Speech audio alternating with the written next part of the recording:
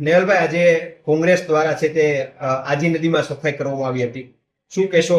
તેઓની પણ એક વિરોધ પણ હતો અને તેમની માંગ છે કે આજી નદી કાયમી માટે શુદ્ધ થવી જોઈએ.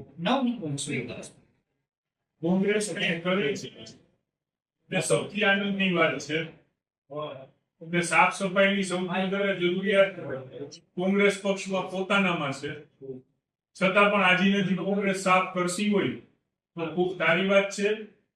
નદી નાળા શહેર સફાઈ આ એક સતત ચાલતી પ્રક્રિયા છે. આજે તમે સાફ કરો તો કાલે એમાં કચરો આવવાનો જ છે. એટલે સફાઈમાં વાંધો કાઢવો એ બહુ સહજ અને સરળ છે, પરંતુ એની વ્યવસ્થા કરવી એ એક ભગીરથ કાર્ય છે. અને જ્યાં પણ ગંદકી હોય, જ્યાં પણ ઓલું હોય, આપણા દેશના વડાપ્રધાન સ્વયં પોતે પણ સ્વચ્છતા મિશન ચલાવી રહ્યા છે. ત્યારે સફાઈની જવાબદારી સ્વાભાવિકપણે મહાનગરપાલિકાની છે.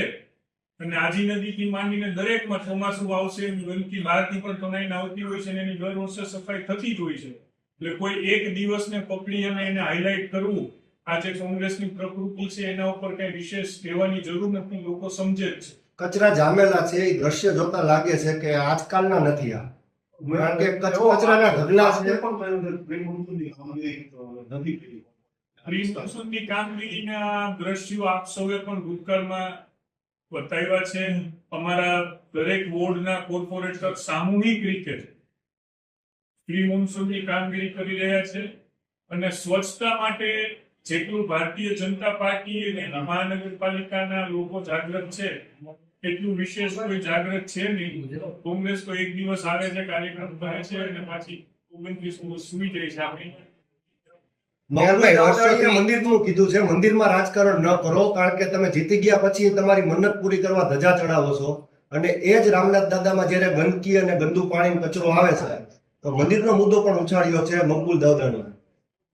સારી વસ્તુ છે. આપણે તો ક્યારેય દાઉદા મકબૂલભાઈને ખ્યાલ છે કોઈ રાજકારણ નથી કરતા.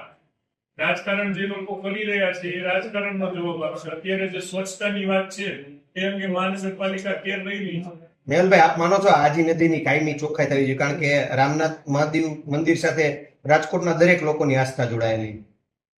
રામનાથ તો રાજકોટના અને સમગ્ર સૌરાષ્ટ્રવાસીઓનું કેન્દ્ર છે અને ગંદુ બને એવું ઈચ્છનીય પણ ન હોય ને કોઈ ઈચ્છતું પણ ન હોય.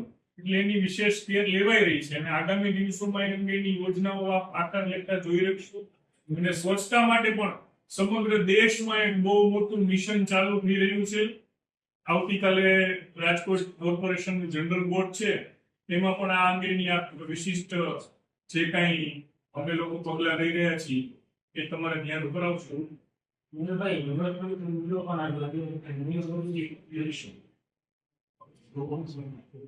એટલે જૂનો ઘણા વર્ષનો પ્રોજેક્ટ છે એનો અભ્યાસ કરીને એમાં જેટલું સારું છે અમલવારીમાં મૂકી શકાય એ બધું કરવા માટે અમે લોકો પ્રયત્નશીલ રહેવાનું છે.